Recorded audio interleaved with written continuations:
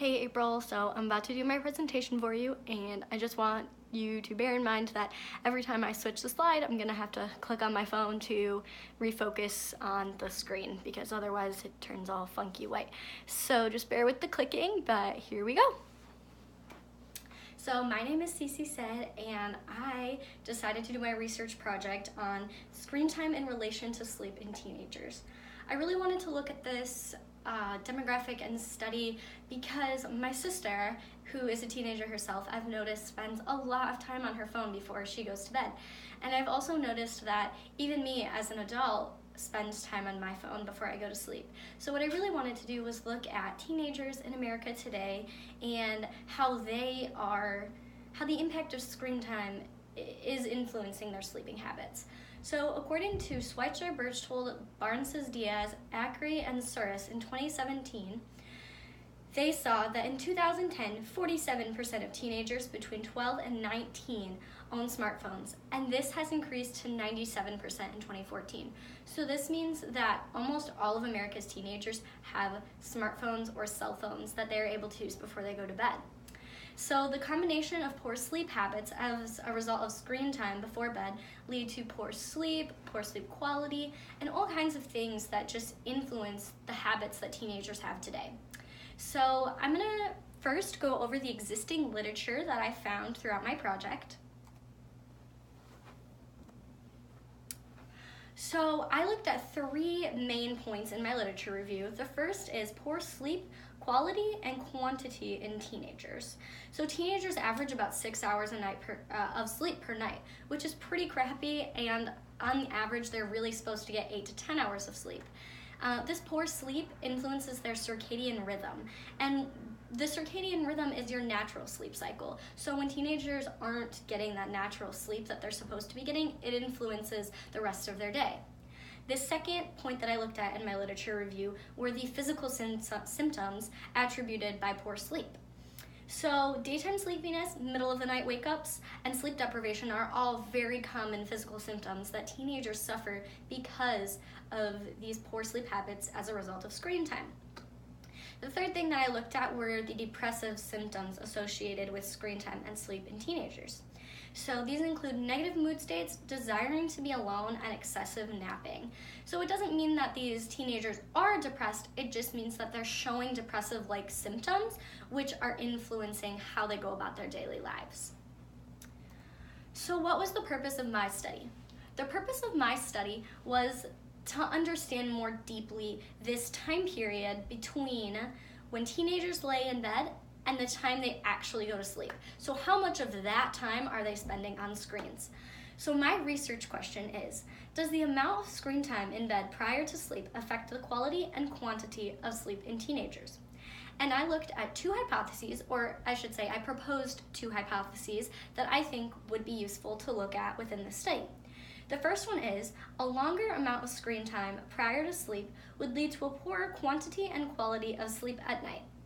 The second hypothesis that I looked at, or would look at, is a longer amount of screen time use prior to bed would indicate a higher propensity for daytime sleepiness. So I'm looking at two things. I'm looking at the quality and quantity of sleep, and then I'm also looking at the daytime sleepiness. So I guess that's really three things, but I lumped one together.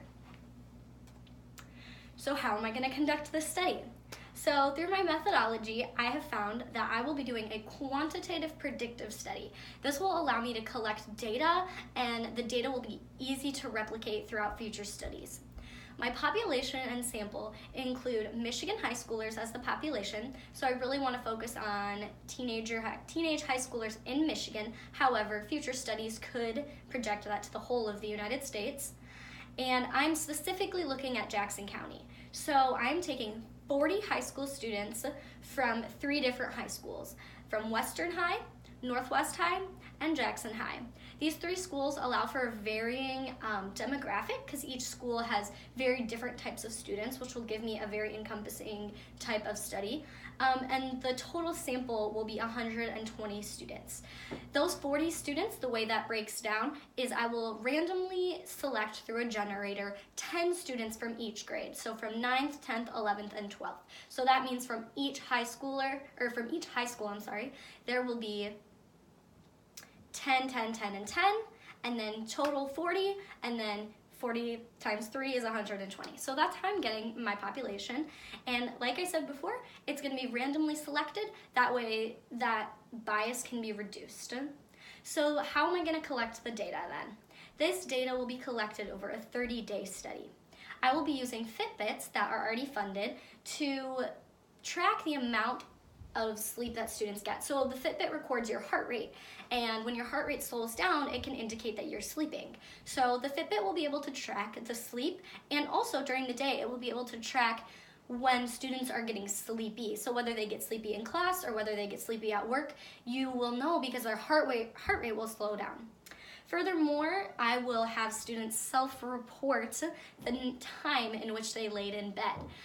The reason that students have to self-report this is because I can't stand there and watch 120 students lay down in bed. So they have to record the time in which they go to sleep, and then that will help me be able to understand what time they went in bed, and then the Fitbit will track what time they went to sleep. The last thing that I'm doing is using the Moment Screen Time Balance app. Now, I found this app in the App Store. It's compatible with all types of electronic devices, which will be helpful. So this will just simply track the outlets in which students are using media on their phone. So for example, it could be social media, it could be reading, it could be any type of thing. But this will just be an extra piece of information that we have. So that is my methodology and how I will be conducting my study. The limitations of this study include the reliability of participant self-report. So I already understand that students may lie to me or may tell me the wrong time in which they went and laid down in bed. So I think a way to combat that would be to provide incentives. Either, every night you tell me the right time, you get $1. So by the end of the study, you get $30. Or something along those lines. Furthermore, the accuracy of technology. We all know that sometimes technology can fail. So we want to be able to provide we want to know that our Fitbits are working. And thirdly, the number of participants. I think that for a predictive study, 120 students is a good number, but that number could easily go to 200 if we were to increase the number of participants.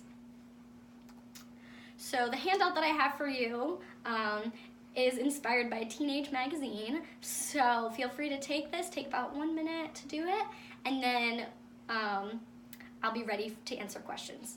So this next slide just has the references that I've used throughout this specific presentation, and these are the questions that I have.